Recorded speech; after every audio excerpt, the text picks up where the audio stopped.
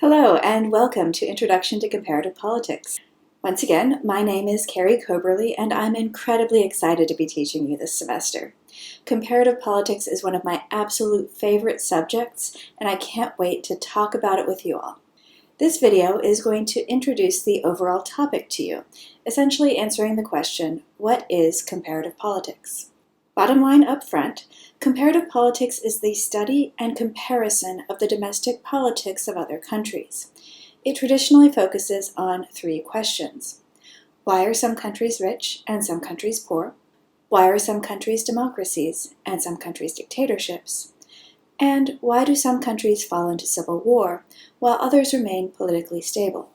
In sum, what explains the differences between countries and the political change within countries?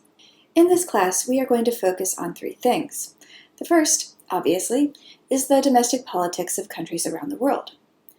What I want to focus on here is a couple of things. First, domestic politics. As important as international influence is on every country, we're going to focus much more on what goes on inside a country's borders. Essentially, how politicians make choices within their own political systems. The second obvious point is that we will study countries around the world.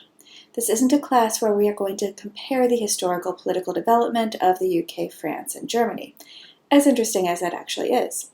We are going to be reading and working with examples from around the world, and I'm working as hard as I can to keep the cases current for you all, so that you can see how the theories we are learning apply to current events and policies that you may soon develop.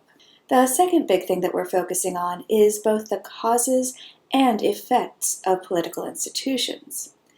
You'll notice that in the three big questions that I laid out, sometimes political institutions, democracy, dictatorship, presidentialism, parliamentarism, electoral systems, things like that, sometimes they are the effect that we're looking at. Essentially, what causes a country to become a democracy or slide back into dictatorship. In other circumstances, political institutions are causes. This is the question, how do political institutions shape a country's economic development? What we're going to do is focus on the relationship between these two issues. How can we separate cause and effect, and how do they interact with each other? The last thing that I hope you will get out of this class is kind of a set of life skills. Even if you forget everything we talk about on a country or a region of the world, I'm hoping that you will remember how to make effective comparisons, how to improve your ability to write concisely, and that you'll improve your ability to process information quickly. On comparisons, what I'd like to help you do is distinguish between when it's okay to compare apples and oranges, because hey, they're all fruit, and when you want to dig deeper and talk about the differences between, say, red and green apples.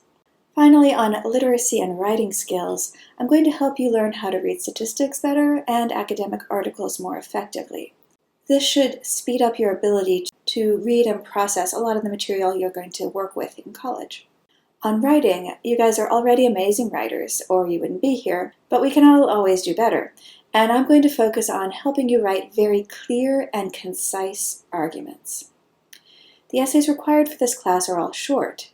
They're 2 pages single-spaced, which sounds great, oh that's so easy, but it's actually pretty hard. This does, however, mean that we leave some things out. We are going to talk about civil war in the context of state failure, but we don't really have time to cover the topic extensively.